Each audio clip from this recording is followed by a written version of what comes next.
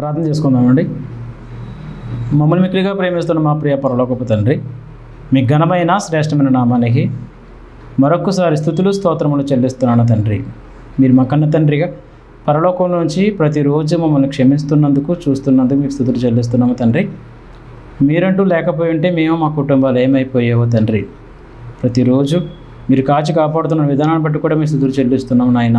ఈ సమయంలో కూడా మీకు వాక్యాన్ని ధ్యానించుకుని చుండగా మీ ఆత్మ సహాయాన్ని మా అందరికి అనుగ్రహించండి. మా అందరి ఆత్మీయ జీవితములకు అవసరమైన మాటలను మాకు నేర్పించి మమ్మల్ని మా కుటుంబములను ఇక్కడ స్థిరపరిచి బలపరచమని, మీరే మహిమ ఘనత ప్రభావాలు ఆరోపించుకున్నామని మీ ప్రియకుమారుడును మా రక్షకుడైనటువంటి యేసుక్రీస్తు వారి పుణ్యనామమని ప్రార్థన సమర్పిస్తున్నాను తండ్రి.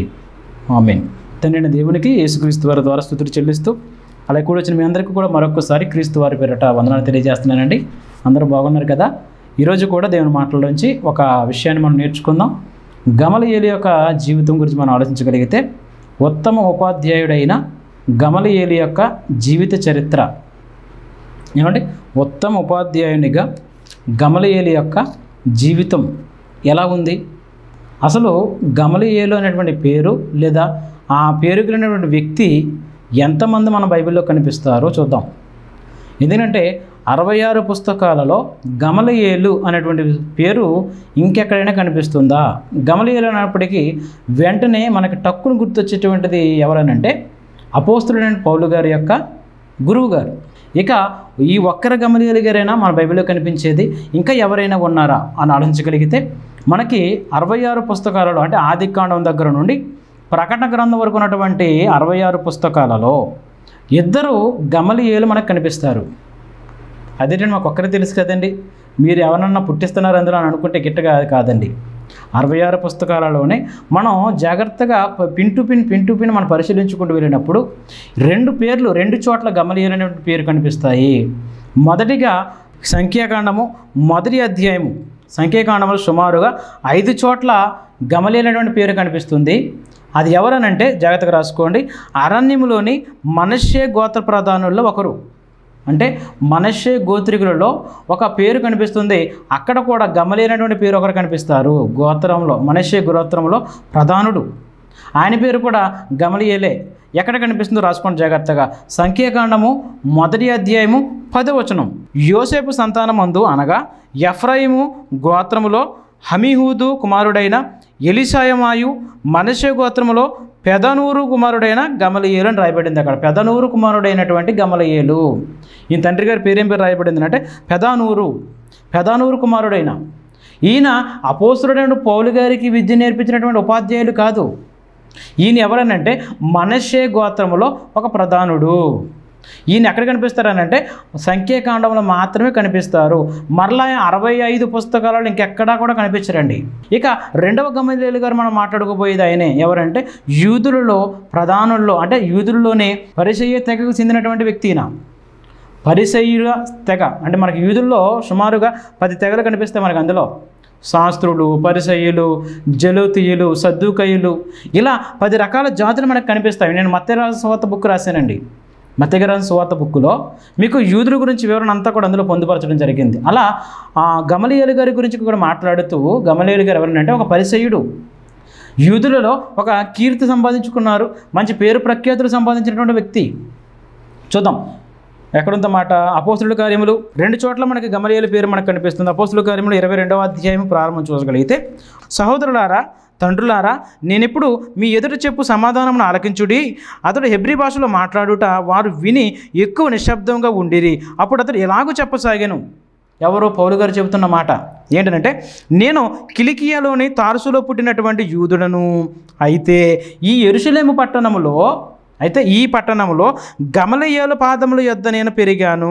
మన పితరుల ధర్మశాస్త్రమునందు నిష్ఠయందు శిక్షితుడునై మీరందరూ నేడు ఉన్న ప్రకారము దేవుని గూర్చినటువంటి ఆసక్తుడినై ఉన్నాను. ఈ మార్గములో ఉన్న పురుషులను స్త్రీలను బంధించి చెరసాలలో వేయించుచు మరణం వరకు హింసించి తిని. ఎవరు చెబుతున్న మాట అండి ఇది? పౌలు గారు చెబుతున్న మాట. పౌలు గారు తన గురించి తాను సాక్ష్యం చెప్పుకుంటూ, నేను ఎక్కడ విద్య నేర్చుకున్నానని చెబుతున్నారు, నేను ఎక్కడ జ్ఞానాన్ని సంపాదించుకున్నానని చెబుతున్నారు, ధర్మశాస్త్రాన్ని నేను ఎవరి దగ్గర నేర్చుకున్నానని చెబుతున్నారని అంటే గమలీయేలు అనేటువంటి ఒక మహా వ్యక్తి దగ్గర నేర్చుకున్నాను అని చెబుతున్నారండి. బైబిల్లో ఉన్నటువంటి 66 పుస్తకాలలో గమలీయేలు అనేటువంటి పేరు 2 చోట్ల కనిపిస్తుంది. ఒకటి సంఖ్యాకాండంలో, రెండవది అపోస్తలుల కార్యంలో. సంఖ్యాకాండంలో కనిపించేటువంటి గమలీయేలు అనే పేరు ఎవరిదనంటే మనష్షే గోత్రికుల్లో ఒకరు. అలాగే అపోస్తలుల కార్యంలో 2 చోట్ల కనిపిస్తుంది. 5వ అధ్యాయంలో కనిపిస్తుంది, ఇప్పుడు మనం చదివినటువంటి 22వ అధ్యాయంలో కనిపిస్తుంది. ఈయన ఎవరనంటే పౌలు గారి యొక్క ఉపాధ్యాయుడు, పౌలు గారి యొక్క గురువు. ఇప్పుడు విషయంలోకి వెళ్ళగలిగితే ఉత్తమ ఉపాధ్యాయుడికి ఎలా పేరు సంపాదించుకున్నారు ఈయన? అసలు ఈయన గురించి మనం ఏమి నేర్చుకోవాలి? ఈయన దగ్గర నుంచి అయినా మనం పాఠం నేర్చుకోగలమా? ఈయన గురించి మనము ఏ విషయాన్ని తెలుసుకోగలమని ఆలోచించగలిగితే 5వ అధ్యాయంలో చాలా చక్కటి వివరణ మనకు కనిపిస్తుంది. లూకా గారు 5వ అధ్యాయంలో ఈ గమలీయేలు గారి గురించి ఒక చక్కని సందర్భాన్ని ప్రస్తావించారు. చూద్దాం. 5వ అధ్యాయం అపోస్తలుల కార్యములు. యెరూషలేములో పేతురు గారు, యోహాను గారు ఇలా అపోస్తలులందరూ కూడా బోధ విస్తారంగా చేస్తున్నప్పుడు వారిని మళ్ళా పట్టుకుని వారిని ఎలాగైనా సరే బంధించాలి, ఎలాగైనా సరే హింసించాలి, ఎలాగైనా సరే వారిని అందరినీ కూడా కట్టడి చేయాలని చెప్పి యూదులందరూ కంకణం కట్టుకున్నప్పుడు అప్పుడు పౌలు గారు వారికి ఏం చేశారనంటే పౌలు గారే యెరూషలేములో ఉన్న వారందరినీ కూడా హింసించడానికి, బంధించడానికి, బాధ పెట్టడానికి చాలా శతవిధాల ప్రయత్నాలు చేసి రూల్స్ అండ్ రెగ్యులేషన్స్ అన్నీ మార్చేసి ఏమండి వారిని బాధ పెట్టడానికి, చంపడానికి కూడా ఆర్డర్స్ తీసుకున్నారు ఆయన, జీవో. అలాంటి సందర్భంలో ఇక్కడ గమలీయేలు గారు ఒక చక్కటి విషయాన్ని మాట్లాడుతున్నారు. అక్కడ చూడగలిగితే 33వ వచనం 5వ అధ్యాయం దగ్గర నుంచి 5వ అధ్యాయంలో 33వ వచనం నుంచి చూస్తే వారు ఈ మాట విని అత్యాగ్రహము తెచ్చుకుని వీరిని చంపనుద్దేశించగా రాయబడింది. అక్కడ ఎవరిని? అపోస్తలులని బోధ చేస్తున్నప్పుడు, సువార్త ప్రకటిస్తున్నప్పుడు వారిని చంపడానికి ప్రయత్నిస్తున్నారట. ఎందుకు? యేసు నామమున ఉన్నందుకు, యేసుక్రీస్తు వారిని ప్రకటన చేస్తున్నందుకు వారిని చంపడానికి యూదులందరూ కూడా కంకణం కట్టుకుని బయలుదేరారు. అప్పుడు మాకున్నటువంటి యూదులందరూ కూడా దేవుని మాటకు లోబడాలి అని చెప్తే వారు భయపడుతూ వారి మాటకి కోపం వచ్చి ఏమన్నారట, వారు ఆ మాట విని అత్యాగ్రహము తెచ్చుకుని వీరిని చంపనుద్దేశించక అపోస్తలులను చంపడానికి ప్రయత్నిస్తున్నారట. అపోస్తలులను చంపడానికి ప్రయత్నిస్తుంటే అప్పుడు వారి చంపకుండా అడ్డుపడిన వ్యక్తి ఎవరో తెలుసండి? ఈ మన గమలీయేలు గారే. అపోస్తలులను కొట్టడానికి, అపోస్తలులను చంపడానికి, అపోస్తలులను హింసించడానికి, ఆ రోజు దేవుని పిల్లల్ని ఎలాగైనా సరే బాధ పెట్టడానికి ప్రయత్నిస్తుండగా అడ్డుపడినటువంటి వ్యక్తి ఎవరనంటే గమలీయేలు గారు. ఇక గమలీయేలు గారి గురించి మనం ఆలోచించినప్పుడు ప్రియమైన దేవుని పిల్లారా, గమలీయేలు గారి జీవితం గురించి మనం ఆలోచిస్తుంటే ఆయన మంచి పేరు సంపాదించినటువంటి వ్యక్తి, ఆయన మంచి సుగుణాలు కలిగినటువంటి మంచి వ్యక్తి అన్నమాట. అంటే ఒక మన భాషలో చెప్పాలంటే మన ఊళ్ళో ఒక పెద్ద రకంగా ఒక మనిషి ఉన్నారనుకోండి, ఏదైనా సమస్య వచ్చినప్పుడు, ఆ ఊర్లో ఏదైనా పెద్ద సమస్య వచ్చిందనుకోండి, వెంటనే వెళ్ళి ఆ పెద్ద మనిషి దగ్గరికి వెళ్తాం. ఆ పెద్ద మనిషి దగ్గరికి వెళ్ళి, అయ్యా మాకు ఎలా వచ్చింది సమస్య, మా ఇంట్లో ఈ గొడవ వచ్చింది, మా ఇంట్లో ఈ సమస్య వచ్చింది అని చెప్పినప్పుడు ఆ పెద్ద మనిషి ఏం చేస్తాడంటే ఇరు వర్గాల వారిని కూర్చోబెట్టి, ఇరు వర్గాల వారిని సముదాయించి, ఇరు వర్గాల వారిని సమస్య పరిష్కరించి చక్కగా ఊరి సమస్యను పరిష్కారం చేసి ఇద్దరికి కూడా న్యాయం చేసి పంపిస్తారు. అలా చేసిన వారిలో, అలా చూసిన వారిలో ఒక గమలీయేలు గారు కూడా కనిపిస్తున్నారు నాకైతే. ఎందుకనంటే వీళ్ళు చెప్పినప్పుడు అత్యాగ్రహం తెచ్చుకున్నవారు, చంపడానికి కూడా వెనకడుగు వేయలేని వారు ఒక్కసారిగా ఆయన చెప్పిన మాటకు కట్టుబడి అప్పటికే చంపడానికి కట్టలు తెంచుకున్న కోపం, అప్పటికే చంపడానికి కర్రలు రెడీ చేసుకున్నారు, కత్తులు రెడీ చేసుకున్నారు, ఎలాగైనా రక్తం కళ్ళ చూడాలనుకున్నారు. అలాంటి వ్యక్తులు కూడా మనసులను కూడా మార్చి, అలాంటి మనుషుల యొక్క మనస్తత్వాన్ని కూడా కంట్రోల్ చేయగలిగారనంటే ఆయనకి ఆ జీవితంలో లేదా ఆ ఊరిలో, ఆ పట్టణంలో, ఆ ప్రాంతంలో ఎంత మంచి పేరు ఉందో ఒకసారి ఆలోచించండి. ఇప్పుడు చూడండి, మనకు కూడా మన చుట్టూ గ్రామాలలో, మన మండలంలో కానీ, మన గ్రామంలో కానీ, మన జిల్లాలో కానీ ఒక పేరు కలిగిన వ్యక్తి, ఒక మంచి వ్యక్తి ఉన్నారనుకోండి, ఆయన దగ్గరికి వెళ్ళినప్పుడు ఆయన ఎలాంటి సమస్యను పరిష్కారం చేయగలరని నమ్మకం ఉన్నప్పుడు ఆయన మీద ఎంత గౌరవం ఉంటుందో, అలాగే గమలీయేలు గారు కూడా మామూలు వ్యక్తి కాదండి. యెరూషలేములో మంచి ఇన్స్టిట్యూట్, అది మంచి తర్ఫీదు ఇచ్చేటువంటి ఇన్స్టిట్యూట్ ఉంది ఆయనకి. అక్కడే తర్ఫీదు పొందుకున్నారు మన పౌలు గారు. అలాంటి ఉపాధ్యాయుడు, అలాంటి ఒక మంచి టీచర్, ఒక టీచర్ వృత్తిలో ఉన్నందుకు ఆయన మాటకు గౌరవిస్తున్నారు. అక్కడ చూడండి ఎంత మంచి మాట చూడండి. అక్కడ మాట్లాడుతూ 34 సమస్త ప్రజల వలన ఘనత నొందినవాడును ధర్మశాస్త్ర ఉపదేశకుడు అయినటువంటి గమలీయేలను ఒక మనుష్యుడు, ఒక పరిసయ్యుడు ఒక మహాసభలో లేచి, ఏమంటే 2-3 కూర్చున్నటువంటి సభ కాదట, మహాసభ, 1000 మంది కూర్చున్నటువంటి సభలో ఈ మనిషి లేచి మాట్లాడినప్పుడు, నీకేం తెలియదు కూర్చోవయ్యా అని అనలేదండి. ఎందుకనంటే ఆయన మాట ఒక శాసనంగా మారింది. అంటే అంత పేరు ప్రఖ్యాతులు సంపాదించుకున్న వ్యక్తి, అంత మంచి వ్యక్తి, అంత న్యాయముగా మాట్లాడేటువంటి వ్యక్తి అన్నమాట. అక్కడ కిందకు వచ్చేటప్పుడు చెప్తారు సందర్భం, మంచి మాట. అంటే ఆ గమలీయేలు గారి గురించి మాట్లాడుతూ సమస్త ప్రజల వలన ఏం పొందుకున్నాడట, ఆయన ఘనత పొందుకున్నాడంటే ప్రతి మనిషి దగ్గర కూడా ఒక మంచి పేరు సంపాదించుకున్నారు. ఈరోజు మనం కూడా అందరి దగ్గర మంచి పేరు సంపాదించుకోలేము. ఏమండి, ఒక 10 మంది ఉన్నారనుకోండి, అందులో ఒక 7 మనల్ని మంచి అంటే 3 చెడ్డవారు అంటారు. ఒక 100 మంది మంచి అంటే అందులో ఒక 80 మంది చెడ్డవారు అంటారు. మహా అయితే ఒక 50 మంది మంచి అంటే 50 మంది చెడ్డవారు అంటారు. లేదంటే ఒక 80 మంది చెడ్డవారు అంటే 20 మంది మంచివారు అంటారు. అలా ఉంటారు. కానీ ఒక గమలీయేలు గారి దగ్గరికి వచ్చినప్పుడు ఆలోచిస్తుంటే ప్రియమైన దేవుని పిల్లలారా, సమస్త ప్రజల వలన అని రాయబడింది అక్కడ. మాట చదివినప్పుడు నేను ఆశ్చర్యపోయాను. అంటే అంత మంచి పేరు సంపాదించుకున్నారా అంటే ఆయన ఇచ్చేటువంటి ట్రైనింగ్ ఎలా ఉంటుంది అన్నమాట, ఆయన పెట్టిన ఇన్స్టిట్యూట్ అలాంటిది అనమాట. ఆయన దగ్గర తరపీదు పొందిన వారి యొక్క జ్ఞానం ఎలా ఉంటుందన్నమాట. నిజంగానండి, అపోస్తలుడైన పౌలు గారు సౌలుగా ఉన్నప్పుడు చేసినటువంటి క్రియలు, ఆయన మతం గురించి, ధర్మశాస్త్రం గురించి ఆయన పాటుపడిన విధానాన్ని చూస్తే నిజంగా ఎంత బాగా ట్రైనింగ్ చేశారో ఆలోచించండి. ఒక ఆర్మీకి కానీ, ఒక నేవీకి కానీ, ఏమండి ఒక రక్షణ దళానికి వెళ్ళినప్పుడు వాళ్ళకి ట్రైనింగ్ ఇస్తుంటారండి.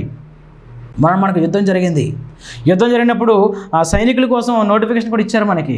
ఆ సైనికులకు వెళ్ళి ఆ యుద్ధంలో ఒకవేళ మరణిస్తే వారికి భారీ మొత్తంలో వారి కుటుంబానికి న్యాయం చేస్తారు. ఆ టైంలో ఆ యుద్ధానికి వెళ్ళినప్పుడు వీరి యొక్క బాధ్యత ఏంటంటే నిస్వార్థంగా అవసరమైతే తమ ప్రాణాలను కూడా లెక్క చేయకుండా దేశ పరిరక్షణ నిమిత్తము వారి ప్రాణాలను కూడా లెక్క చేయకుండా అవసరమైతే చనిపోయినా సరే దేశాన్ని రక్షించాలని చెప్పి ట్రైనింగ్ ఇస్తారు. అలాంటి ట్రైనింగ్ పౌలు గారిది. నీ దేవుని గురించి, ధర్మశాస్త్రం గురించి, మోషే గారి గురించి, అబ్రహాము గారి గురించి, యాకోబు గారి గురించి మనం ఏం చేయాలంటే అవసరమైతే ఎవరైనా ఎదురు తిరిగితే చంపైనా సరే, చచ్చిపోయినా సరే దేవునికి న్యాయం చేయాలన్నట్టుగా ట్రైనింగ్ ఇచ్చారు. అంటే వారు నమ్మినటువంటి సిద్ధాంతాల మీద ఎంత పట్టు సాధించారో ఆలోచించండి. అంటే అంత మంచి ట్రైనింగ్, అంత మంచి ఉపాధ్యాయుడు అన్నమాట. అంత మంచి ట్రైనింగ్, మంచి ఉపాధ్యాయునిగా మంచి పేరు సంపాదించుకున్న సకల ప్రజల వలన ఘనత పొందినవాడును ఒక పరిసయ్యుడై ఉన్నాడట ఆయన. అదే కదా మాట్లాడుతున్నారు అక్కడ, సకల ప్రజల చేత ఘనత నొందినవాడును ధర్మశాస్త్ర ఉపదేశకుడైనటువంటి, ధర్మశాస్త్రాన్ని ఉపదేశిస్తున్నటువంటి ఉపదేశకుడైన ఒక బోధకుడు, మనలాంటి వాక్యం చెప్పేటువంటి వ్యక్తి, మనలాగా వాక్యం చెబుతూ అనేక మందికి దేవుని పరిచయం చేస్తూ ఆ దేవుని యొక్క గొప్పతనాన్ని తెలియజేస్తున్నటువంటి వ్యక్తి. అయితే వీరు బాగానే చెప్తున్నారు, కానీ యేసుక్రీస్తు వారు మాత్రం వీరు కడ్డు. యేసుక్రీస్తు వారి గురించి మాత్రం చెబితే వినరు వీళ్ళు. ఈరోజు చాలామంది చూడండి, దేవుడి గురించి చెబితే బాగానే వింటారు, అందులో యేసుక్రీస్తు వారి యొక్క మరణ సమాధి పునరుద్ధానాన్ని చెబితే అది ఒప్పుకోరండి. యేసుక్రీస్తు వారి యొక్క మరణ సమాధి పునరుద్ధానాన్ని గురించి చెబితే అది ఒప్పుకోరు. ఆలోచించండి. ఇప్పుడు ఇక్కడ గమలీయేలు గురించి మాట్లాడుతూ సమస్త ప్రజల వల్ల ఘనత నొందినవాడును ధర్మశాస్త్ర ఉపదేశకుడైనటువంటి గమలీయేలను ఒక పరిసయ్యుడు ఎంత చెప్పాను మీకు, ఒక పరిసయ్యుడైనా. అయితే ఆయన మహాసభలో లేచి ఒక మంచి మాట చెబుతున్నారు. ఏమనంటే మహాసభలో లేచి ఈ మనుషులను కొంతసేపు వెలుపల ఉంచుడని ఆజ్ఞాపించి వారితో ఇట్లనేను. అంటే సందర్భం అర్థమవుతుంది మీకు. ఎందుకు వీళ్ళని బయటికి పంపించండి, మీతో మాట్లాడే పని ఉంది. ఓ ఇశ్రాయేలీయులారా, మీతో మాట్లాడే పని ఉంది, ఈ అపొస్తలులను బయటికి పంపించండి, ఈ మనుషులను బయటికి పంపిస్తే మీతో మాట చెప్పాలని ఆశపడుతున్నాను. ఏంటనంటే వారు బయటికి వెళ్ళిపోయారు, ఇశ్రాయేలు మాత్రమే ఉన్నారు. అప్పుడు మాట్లాడుతున్నారు 35 ఇశ్రాయేలీయులారా, ఈ మనుషుల విషయమై మీరు ఏమి చేయబోచున్నారో జాగ్రత్త. ఒక మంచి ఉపాధ్యాయునిగా ఒక సమాజానికి ఒక మంచి జాగ్రత్త చెబుతున్నారు. ఈ మనుషుల గురించి మీరు ఏం చేస్తున్నారో మీరు జాగ్రత్త. ఈరోజు దేవుని పిల్లలైనటువంటి క్రైస్తవుల మీద, సువార్థికుల మీద, సేవకుల మీద, క్రైస్తవుల మీద విరుచుకుపడుతున్నటువంటి ఓ మతోన్మదులారా, మీరు కూడా జాగ్రత్త. ఎందుకు తెలుసా? మీ అమాయకంగా ఆలోచిస్తున్నారు, పొరబడుచున్నారు. దేవుని యొక్క శక్తి కానీ దేవుని యొక్క లేఖనం కానీ మీకు అర్థం కాకపోవడం వలన మీరు పొరబడుచున్నారయ్యా. అలా ఒక టీచర్గా మాట్లాడుతున్నారండి, ఒక ఉపాధ్యాయునిగా మాట్లాడుతున్నారు. ఒక సమాజానికి శ్రేయస్సు కోరేటువంటి ఒక మంచి వ్యక్తిగా, మహోన్నతమైన వ్యక్తిగా మాట్లాడుతూ ఏమన్నారంటే, ఇశ్రాయేలీయులారా మీరేమి చేయుచున్నారో, ఈ మనుషులను గురించి మీరు ఏమి చేయుచున్నారు, ఏమి చేయబోచున్నారో జాగ్రత్త సుమండి. ఎందుకనంటే మీకు 2 ఎగ్జాంపుల్ చెప్తాను, మీకు ఉదాహరణలు చెప్పాలి. మరలా ఒక మనిషికి బోధపడాలంటే చుట్టూ జరిగేటువంటి విషయాన్ని చెప్పాలి. మీకు బోధ చేస్తానయ్యా, జాగ్రత్త. 2 సందర్భాలు చెప్తాను, మీకు 2 ఉదాహరణలు చెబుతాను, మన మధ్య జరిగినటువంటి 2 సంఘటనలు చెబుతాను, జాగ్రత్త. ఎందుకనంటే ఇలాగే దేవునికి ఎదురు తిరిగినటువంటి 2 మొక్కలైపోయారు. అలాంటి 2 సందర్భాలు చెప్తాను, జాగ్రత్త అని చెబుతూ 36 రోజులు చెప్తా చూడండి. ఈ దినములకు మునుపు, ఈ సందర్భం జరగక మునుపు, మొన్ననే అని చెప్తారు మన భాషలో అయితే. మొన్ననే ఒకటి జరిగింది చూసావా, ఏంటది? ఈ దినములకు మునుపు దోదా లేచి తానొక గొప్పవాడునని చెప్పుకొనెను. ఒక దోదా వచ్చాడు కదా, మనం వాళ్ళకి తెలిసే సందర్భం చెప్తున్నారండి. వాళ్ళకి ముందు జరిగినట్టు సందర్భం చెప్తున్నారు గమలీయేలు గారు. ఏమన్నానంటే, ఈ మొన్నే జరిగింది కదయ్యా, ఒక దోదని వాడు ఒక లేచాడు, వాడితో ఒక 400 మంది వచ్చారు, తాను గొప్పవాడని చెప్పుకొనొచ్చు. ఇంచుమించు 300 మంది మనుషులు వాడితో కలుసుకుని సపోర్ట్. ఈ దోద అనే వాడితో 400 మంది చేతులు కలిపి, 300 అంటే 400 కదండి, 300 మంది అంటే 400 మంది కలుసుకున్నారు కదా, 300 మందిని కలుసుకుని వాడు చంపబడెను. అలాగే వానికి లోబడినటువంటి 400 మంది కూడా చెదిరిపోయి వ్యర్థులైపోయారు. అర్థమైంది మీకు? ఇంతకీ మనోడు జరిగింది కదా, దోదాని వాడు ఒకడు వచ్చాడు, నేను చాలా గొప్పవాడిని, నేనే దేవుణ్ణి అని చెప్పుకుని ఒకడు వచ్చాడయ్యా. వాడితో పాటు నిజమే దేవుడు దేవుడు దేవుడు అని చెప్పి ఒక 400 మంది చప్పట్లు కొట్టారు, చేతులు కలిపారు, వాడు పోయాడు, వాడిని వెంబడించినటువంటి 400 మంది పోయారు కదా, అది తెలుసు కదా మీకు అని చెప్పాడు. తెలుసు, మొన్న జరిగింది కదా ఈ సంగతి అన్నారు. అప్పుడు రైట్, అవును కదా, ఒక దోద విషయం తెలుసు కదా మీకు, రైట్, పక్కన పెట్టండి. మరొక సందర్భం చెప్తాను మీకు అని చెబుతూ 37 వచనం చూడండి. ఇప్పుడు 37 వచనం, వానికి తర్వాత, ఈ దోద తర్వాత మరొకటి, ఈ దోద వచ్చాడు, వెళ్ళిపోయాడు, 400 మంది కూడా చెదిరిపోయారు. ఆ తర్వాత ఏం జరిగిందట? జనసంఖ్య దినములలో జనాభా లెక్కలు రాసుకోవడానికి వచ్చారు కదా. మనకు కూడా అప్పుడప్పుడు 5 సంవత్సరాలకు ఒకసారి మనకి జనాభా లెక్కలు వేస్తుంటారండి. జనాభా లెక్కలు, ఇంట్లో ఎంతమంది ఉన్నారు, భార్య, భర్త, పిల్లలు, అన్నదమ్ములు వీళ్ళందరూ ఎంతమంది ఉన్నారు, ఇవన్నీ లెక్కలు వేసుకుని వెళ్తారు కదా. 4 చక్రాల కారు ఉందా, 3 చక్రాల ఆటో ఉందా, 2 చక్రాల బండి ఉందా, అంటే గ్యాస్ ఉందా, ఇల్లు ఉందా, ఇవన్నీ రాసుకుని వెళ్తారు కదా. అలాగే లెక్కలేసేటువంటి దినము, జనసంఖ్య రాసేటువంటి దినంలో కూడా ఒకడు వచ్చాడయ్యా. చూడండి అన్నమాట, వానికి జనసంఖ్య దినంలో గలిలయుడైనటువంటి యోధా అని ఒకడు వచ్చి ప్రజలను తనతో కూడా తిరుగుబాటు చేయి ప్రేరేపించను, వాడు కూడా నశించను. అదే కూడా మాట్లాడుతున్నా చూడండి 37 వచనం. అటు వాని తర్వాత జనసంఖ్య దినములలో గలిలయుడైనటువంటి యోధా అని ఒకడు వచ్చి ప్రజలను తనతో కూడా తిరుగుబాటు చేయి ప్రేరేపించను. మన మీద ప్రేరేపించాడు కదా, మన మీదకి లేచాడు కదా, మనల్ని ఏదో చేయాలని, మనం బాధ పెట్టాలని ట్రై చేశాడు కదా. అయితే వాని సంగతి ఏమయ్యింది చూడండి, అక్కడ వాడు కూడా నశించను, వానికి లోబడిన వారందరూ కూడా చెదిరిపోయారు అని చెప్పి. అంటే గమలీయేలు గారు ఒక టీచర్గా, ఒక సంఘ సంస్కర్తగా, సమాజానికి ఒక శ్రేయస్సు కోరినటువంటి ఒక వ్యక్తిగా ఏం చెప్తున్నారో తెలుసా? మీరు చేసేటువంటి కార్యక్రమం, మీరు వెళ్ళబోయేటువంటి మనుషుల గురించి మీరు జాగ్రత్త. ఎందుకనంటే వీరికి ముందు యోధా అనేవాడు ఒకడు వచ్చాడు, వాడికి 400 మంది సపోర్ట్ చేశారు, ఆ 400 మంది పోయారు. అలాగే దోదా అనేవాడు కూడా చెదిరిపోయాడు. ఎందుకు? మన మీద తిరుగుబాటు చేసినందుకే. ఎందుకది? దేవునితో ఒకవేళ పోరాటాన్ని పెట్టుకుంటే. ఆ తర్వాత జనసంఖ్య టైంలో మరొకడు వచ్చాడు, యోధా అనేవాడు, వాడు కూడా ఏమయ్యాడు? వాడు చెదిరిపోయాడు, వాడిని సపోర్ట్ చేసిన వాడు కూడా చెదిరిపోయారు అని చెబుతూ ఈ 2 ఎగ్జాంపుల్ చెప్పిన తర్వాత కాబట్టి అని చూడండి అక్కడ 38 వచనం. మీకు 2 ఎగ్జాంపుల్ చెప్పాను, మీకు ఒక మంచి విషయాన్ని చెప్పాను, మీకు ఒక సూచనలు సలహా ఇచ్చాను. ఆ తర్వాత నేను మీతో చెప్పున్నదేమనగా అని రాయబడి చూడండి అక్కడ. కాబట్టి నేను మీతో చెప్పున్నదేమనగా చూడండి, యేసుక్రీస్తు ప్రభుల వారు మత్తయి సువార్తలో కూడా చెబుతుంటారు, పాత నిబంధన ఎలా రాయబడింది, ధర్మశాస్త్రం ఎలా రాయబడింది కదా, అయితే నేను మీతో చెప్పున్నదేమనగా అని రాయబడుతుంది. అవునండి. అలాగే ఇక్కడ గమలీయేలు గారు కూడా ఏమంటున్నారనంటే, నేను మీతో చెప్పున్నది ఏమనగా మీకు ఒక మంచి సలహా చెప్తున్నానయ్యా, ఇది మీరు పాటించారా మీకు శ్రేయస్కరం, ఇది పాటించలేదా చాలా ప్రమాదం. ఒక దోద చెదిరిపోయినట్టుగా, ఒక యోధ చెదిరిపోయినట్టుగా, దోదాను వెంబడించినటువంటి వారు చెదిరిపోయినట్టుగా మీరు కూడా పాడైపోయే అవకాశం ఉందని చెప్పి ఒక మంచి ఉపాధ్యాయునిగా ఒక సలహా చెప్తున్నారు. చూడండి అక్కడ ఏమన్నా చూడండి, మంచి మాట అక్కడి నుంచి అండర్లైన్ చేసుకోండి ఇప్పుడు. కాబట్టి నేను మీతో చెప్పినది ఏమనగా, ఈ మనుషుల జోలికి పోక వారిని విడిచిపెట్టండి అని రాయబడిందండి. అబ్బా, ఎంత చక్కని మాట అండి అది. ఏమండి, వీరిని వదిలిపెట్టండి, ఈ మనుషుల జోలికి పోకండి అని రాయబడిందండి అక్కడ. ఒక గమలీయేలు గారు ఈ మాట ఎలా చెప్పగలిగారు ఆలోచించండి ఇప్పుడు. అంటే వారి యొక్క జీవన విధానం, వారి యొక్క స్థితి, వారి ఆత్మీయ పరిస్థితి, వారి విశ్వాస జీవితం, వారి ప్రార్థన జీవితం, వీరు చెప్పేటువంటి బోధ నిస్వార్థమైన బోధ. నిజంగానండి ఈరోజు బోధ విషయంలో కానీ, విశ్వాస విషయంలో కానీ, ప్రార్థన విషయంలో కానీ మన క్రైస్తవ్యంలో ఎన్ని శాఖలైపోయామండి బాబు. మనం ఎన్ని రకాలుగా మారిపోయారండి. ఎవరికి వారు నాది రైట్ అంటే నాది, నాది రైట్ అంటే నాది, నాదే రైటు, నాదే రైట్ అని చెప్పి ఒక భ్రమకరమైనటువంటి ధోరణులకు వెళ్ళిపోయామండి మనమంతా.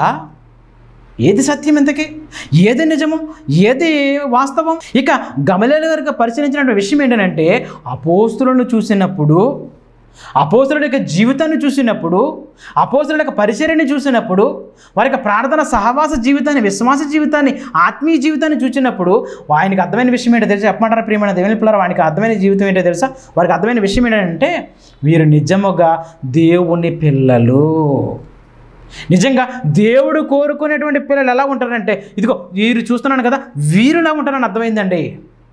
అపోస్తులను చూసినప్పుడు గమలీయేలు గారికి అర్థమైన విషయం ఏంటంటే, వారికి ఉన్న అనుభవంతో, అసలు అప్పటికే టీచర్ అయినా, అప్పటికే ఒక మంచి ఉపాధ్యాయుడు, అప్పటికే చాలామంది విద్యార్థులను తయారు చేసినటువంటి వ్యక్తి, అలాగే అదీ కాకుండా ఆయన కూడా ఒక ఉపదేశకుడు, ఆయన కూడా ఒక టీచర్, బోధకుడు.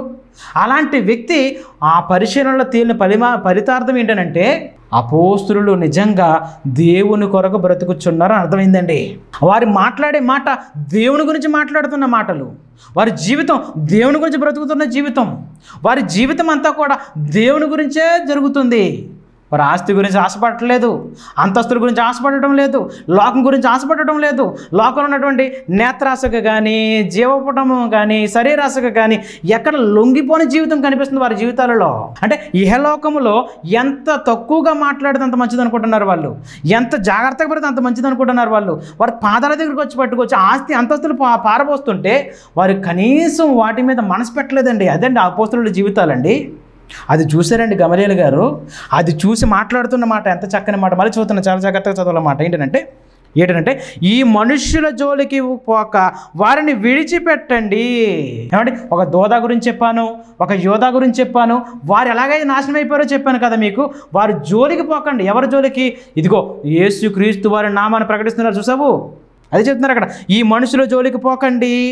ఒకవేళ ఈ మనుషుల జోలికి పోకడి, ఈ ఆలోచన అయినను, ఈ కార్యమునైనను మనుషుల వలన కలిగినదైనా అది వ్యర్థమవుతుంది.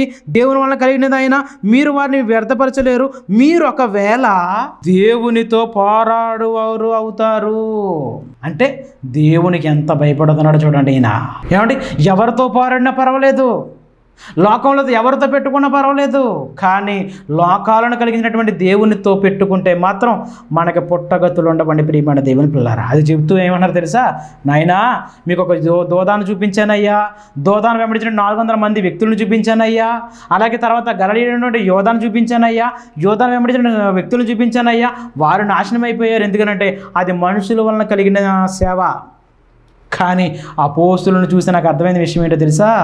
ఇది దేవుని వలన కలిగినటువంటి సేవ. వారిని మనం వ్యర్థపరచలేం. వారిని ఒకవేళ మనం పాడు చేయాలని, వారిని నాశనం చేయాలని, వారిని తిప్పలు పెట్టాలని, వారిని హింసించాలని, వారిని బాధ పెట్టాలని ఏదని అనుకుంటున్నారా? వద్దయ్యా, వద్దు వద్దు. మునికోలుకి ఎదురు తిరక్కండి. ఏమైపోతుంది? మనమే దెబ్బ అయిపోతాం. మోకాళ్ళతో వెళ్ళి కొండను కొట్టాను అనుకోండి, కొండ పగిలిపోద్దా, మోకాలు చెప్ప పగిలిపోద్దా? అర్థమవుతుంది మీకు ఎందుకు ఎగ్జాంపుల్? నాకు మోకాలు చాలా గట్టిది, నేను అసలు ఎక్సర్సైజ్ బాడీ, జిమ్ బాడీ అని చెప్పేసి వెళ్ళి బండను కొట్టాను అనుకోండి, వెళ్ళి బండ పగిలిపోద్దా, నా మోకాలు చెప్ప పగిలిపోద్దా? అంతే కదా. అది చెప్తున్నారు గమలీయేలు గారు. అదే చెప్తున్నారు. మళ్ళీ చదువుతున్నాను 38వ వచనం. నేను మీతో చెప్పినది ఏమనగా ఈ మనుషుల జోలికి పోకండి, వారిని విడిచిపెట్టండి. ఈ ఆలోచన అయినను, ఈ కార్యమునైనను మనుషుల వలన కలిగినదైనా అది వ్యర్థమైపోతుంది. ఒక దూదాన్ని చూపించాను అందుకే మీకు. అది దూద తన ఆలోచనలో వచ్చింది కాబట్టి వ్యర్థమైపోయింది, పోయాడు వాడు కూడా. ఒక యోధ, అతను కూడా తన సొంత ఆలోచనతో వచ్చాడు కాబట్టి అతను కూడా పోయాడు. కానీ వీరు మామూలు వ్యక్తులు కాదయ్యా. వీరితో పెట్టుకోవద్దు, వీరితో పెట్టుకోకండి, వీరి జోలికి పోకండి, వీరి జోలికి పోకండి అన్నారండి ప్రియమైన దేవుని పిల్లారా. నిజంగానండి ఎంత మంచి సాక్ష్యం చూడండి. అపోస్తలుల జీవితాన్ని చూస్తే, వారి ప్రవర్తనను చూసి గమలీయేలు ఇచ్చినటువంటి సాక్ష్యం, ఒక ఉత్తమ ఉపాధ్యాయుడు చెబుతున్నటువంటి సాక్ష్యం ఏంటంటే, వారి జోలికి పోకండి అయ్యా, వారి జీవితాలు చాలా బాగున్నాయి, వారి లోక సంబంధమైన ఆశల్లో ఎక్కడ పడిపోరు, ఎందుకంటే వారి జీవితాలను సంపూర్ణంగా యేసయ్యకు సమర్పించుకున్నారయ్యా. కాబట్టి వారిని పాడు చేయాలని చూస్తే మనం పాడైపోతాం తప్ప వాళ్ళు పాడవరయ్యా. అందుకే దేవుడు నీకు నాకు ఇస్తున్నాడు భరోసా ఏంటో తెలుసా? నాయనా, నువ్వు నా మీద డిపెండ్ అయిపోతే నిన్ను చాలామంది బాధ పెట్టాలనుకుంటారు. అసలే భారతదేశంలో మనందరికీ తెలిసిన సామెత ఏంటంటే, ఒకడు పైకి వెళ్తుంటేనట ఒకడు కాలుబడి కింద లాగుతుంటాడట. అంటే ఒకడు ఎదుగుతుంటే మరొకడు బాధపడిపోతుంటాడు, ఒకడు ఏడుస్తూ ఉంటాడు. నీ కుటుంబమో లేదా నీ అన్నదమ్ముల కుటుంబము లేదా నీ కుటుంబం అంతా కూడా ఎదుగుతున్నప్పుడు ఇరుగు పొరుగు కుటుంబాలు బాధపడవచ్చేమో. ఓ ఏంట్రా బాబు ఎప్పటికెప్పుడే ఎదిగిపోయాడటి, ఎలా డెవలప్ అయిపోతున్నాడు అని చెప్పి బాధపడిపోతున్నాడేమో. వాటిని మీరు లెక్క చేయకండి.